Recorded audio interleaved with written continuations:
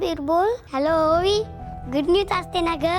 तुझे बाबा तुझ्या घरी आलेले असतात ना आणि ते आता पूर्णपणे शुद्धीवर येत असतात बघ. अमृता काकूने आम्हाला सांगितलं असतं. अबीर बाबाला घरी आणले खरं, पण तो पूर्णपणे शुद्धीवर नाही आलाय. काय? हे कसं शक्य असतं ओवी? पण मला तर आई बोलले असते की ते पूर्णपणे शुद्धीवर आले असतात आणि बोलायला लागले असतात म्हणून. अरे अबीर, मी केव्हापासून बोलत बसले त्याच्याशी, पण तो माझ्याशी एक शब्द पण बोलत नाहीये. मला तर वाटतंय माझा आवाज पण ऐकू येत नाहीये त्याला. मग आईने मला असं का सांगितलं असतं म्हणतो मी? अमृता काकूने आईला उपवास सोडायला लावला असतो, कारण की तुझे बाबा बोलायला लागले असतात म्हणून.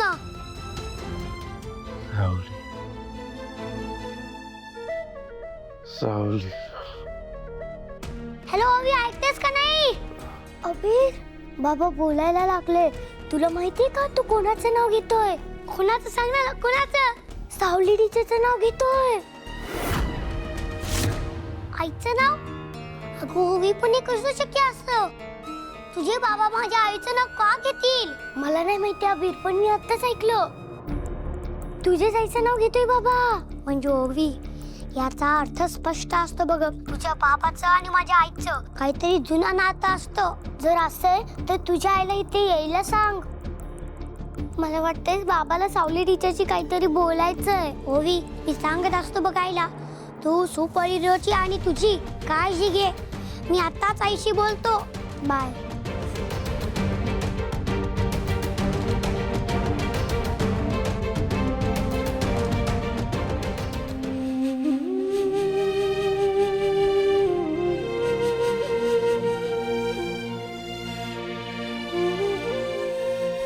एक तरी गोष्ट सांग ना रे बाबा.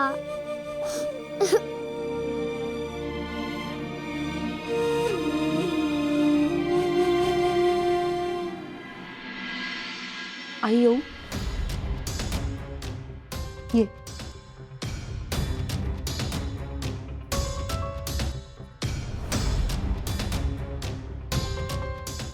हे कशी आहे तुमची तब्येत? ठीक आहे. डोळे बघा किती सुजलेत. तरी मी तुम्हाला सांगत होते तुम्ही जाऊन आराम करा, मी बसते सारंगकडे, पण तुम्ही ऐकलं नाहीत ना. पण बरं झालं मी ओवीला तरी घेऊन गेले माझ्या खोलीत झोपायला. कारण काल जर तिने सारंगच्या तोंडून सावलीचं नाव ऐकलं असतं ना, तर ती तेव्हाच सावलीकडे धावत गेली असती आणि तिला इथे घेऊन आली असती. एक मिनिट, तुला काय नेमकं काय सुचवायचंय? तुझी काय अपेक्षा आहे? मी जावं सावलीकडे, पदर पसरावा, हात जोडावेत, पाया पडाव्या तिच्या आणि तिला सांगावं, ये बाई ये, माझ्या सारंगसाठी माझ्या घरात ये? आई मी कोण आहे सांगणारी? स्वतः डॉक्टरनी सांगितलंय. आणि मग अशी बबलूने लहान तोंडी मोठा घास घेतला खरा, पण तो काही चुकीचा बोलला नव्हता आई. पण तुम्ही त्याच्यावर चिडलात, त्याचा उपरेपणा तुम्हाला खटकला आणि तुम्ही ते हट्टाला पेटलात की काही झालं तरी सावली या घरात येता कामा नये. आई, सारंगच्या जीवाचं काही बरं वाईट झालं ना, तर मी अख्ख्या जगाला ओरडून सांगेन की तुमच्या हट्टापायी, तुमच्या अहंकारापायी सारंगचा जीव गेला. बास हं? खूप बोलतेस तू. काही वाटेल ते बोलायचं. उचलली जीभने लावली टाळ्याला.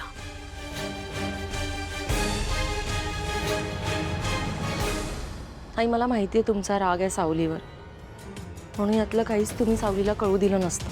आणि म्हणूनच मी कोणालाही न सांगता सावलीकडे जाऊन आले. तू गेली होतीस सावलीकडे? मग काय म्हणाली तुझी सावली? खूप आनंद झाला असेल ना तिला? नाचली असेल आनंदाने. हा तुमचा गैरसमज आहे. नाही म्हणजे तिला आनंद झाला, पण तिला आनंद या गोष्टीचा झाला की सारंग आता हळूहळू रिकवर होतोय. आई, त्या मुलीने काय केलं माहितीये? सारंग लवकरात लवकर बरा व्हावा म्हणून तिने निर्जळी उपास केलाय. पाण्याचा एक थेंब सुद्धा घेतला नव्हता तिने. आणि ते सारंगची पण अवस्था बघताय ना तुम्ही. आई, तुम्हाला तुमचा मुलगा जिवंत हवा असेल तर तुम्हाला काही करून सावलीला इथे बोलवावंच लागेल. आई, आणि मला सांगा, आपण कधी तिला कायमचं इथे बोलवतोय का? सारंग बरा होईपर्यंतचा प्रश्न आहे ना फक्त. त्यानंतर ती स्वतः एक क्षण सुद्धा इथे थांबणार नाही याची मला खात्री आहे.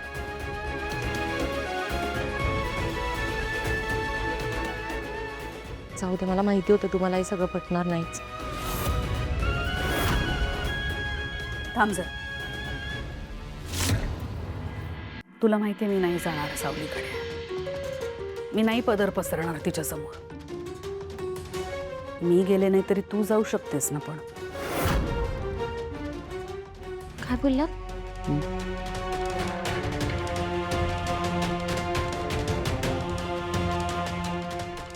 तू जा सावलीकडे, तू बोल तिच्याशी, तिला कन्व्हिन्स कर, गयावया कर हवं तर, पण तिला सांग सारंगसाठी ये घरी. आई, तुम्हाला सांगू शकत नाही मला किती आनंद होतोय. पण आई माफ करा मला, मी नाही जाणार सावलीकडे. काय? होय, या घरात ज्या व्यक्तीचा शब्द अंतिम मानला जातो त्यानेच सावलीसमोर शब्द टाकणं इम्पॉर्टंट आहे. हे बघा मृता,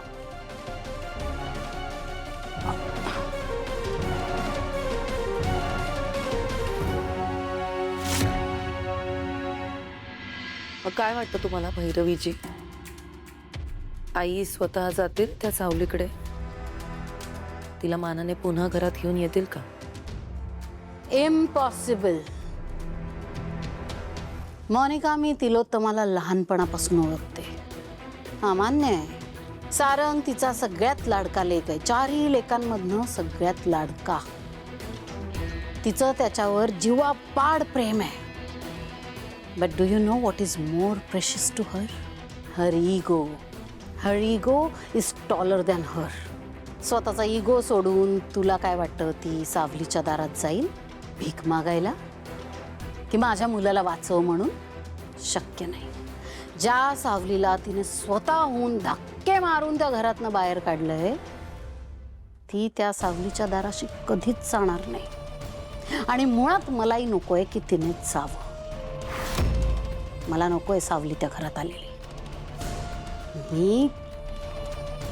मी सगळे प्रयत्न करेन. काही झालं तरी तिलोत्तमाला सावलीला त्या घरात परत आणू देणार नाही. पण मला सावलीसारखा एका त्या घरात पाहिजे. पण तरीही इन केस बाय चान्स सावली त्या घरात येण्यात यशस्वी झालीच तर माझं एक काम करशील? तुम्ही प्लीज बोला, काय काम करावं लागेल? सगळी मदत करेन मी, बोला. फार काही नाही, त्या सावलीवर नजर ठेवायचीस. तिची इत्तमभूत बातमी मला द्यायचीस. सावली कुठे जाते, काय करते, कुणाशी काय बोलते, तिच्या डोक्यात काय शिजतंय, कुठले प्लॅन्स करतेय, हे मला सेकंड बाय सेकंड सांगायचंस. जमेल? अजिबात काळजी करू नका. तुम्ही सांगितलेलं काम एकदम व्यवस्थित करेन मी. सावली ज्या क्षणी त्या घरात पाऊल ठेवेल त्या क्षणापासून तिच्यावर असं लक्ष ठेवेन की मी त्या घराबाहेर पाऊल सुद्धा नाही ठेवणार. अगदी तिच्या सावलीसारखी तिच्या मागे मागे मागे मागे राहील. गुड. मला खात्री आहे तू नक्की करशील.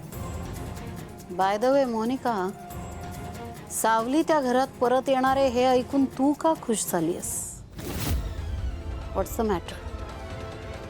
बापरे, काही काय बोलता? एक्साइटेड कुठे? उलट मी तुम्हाला गॅरंटी देते की तुम्ही दिलेलं काम मी अगदी चोख पार पाडेल. तुम्ही अजिबात काळजी करू नका. आपण एक टीम आहोत ना.